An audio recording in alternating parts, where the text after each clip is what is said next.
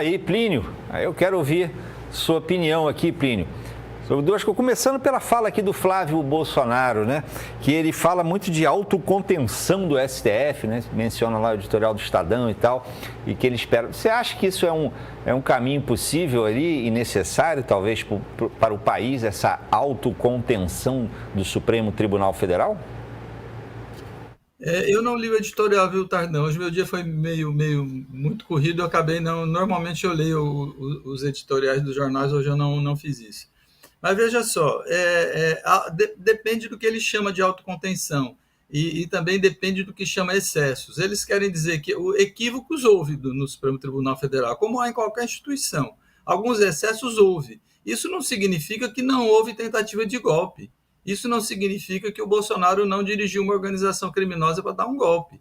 Então, os excessos e os erros podem estar aí contidos, mas não invalidam o que o Supremo Tribunal Federal fez. Né? Isso precisa ficar claro para não parecer que o Bolsonaro está sendo preso injustamente. Não, ele declaradamente ele disse por várias vezes, em vários discursos, atacando o Supremo, falando em ditadura durante o período todo que ele foi deputado, depois atacando instituições, depois chegando a essa tentativa de golpe documentada. Então, quanto a isso, acho que não há dúvida. Né? Agora, quanto à autocontenção, foi mais ou menos aquilo que eu falei aqui, não há dúvida quanto a isso. Ele ter menos protagonismo, né? Evitar ministros falando à torta e à direita, esse tipo de coisa eu acho correto. Outras críticas são cabíveis? São. Tem gente que diz que discorda da forma como os ministros são indicados, que é pelo presidente. Isso é discutível? É discutível um mandato, que eles devam ter um mandato, os ministros da Suprema Corte? Também é.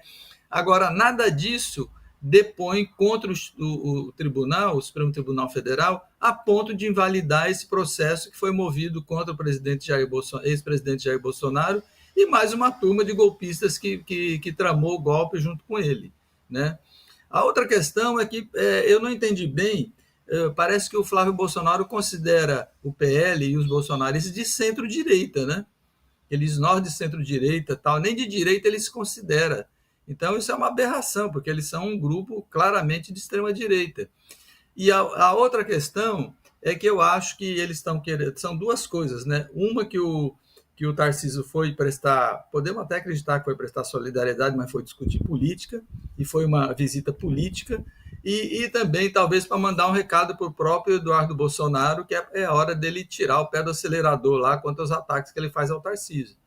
Porque eu acho que uma probabilidade grande é o Eduardo Bolsonaro talvez sair do PL, ir para um partido, e mesmo sabendo que vai perder a eleição, se candidatar a presidente, se ele puder, se não estiver impedido, e manter a unidade desses bolsonaristas mais radicais em torno dele.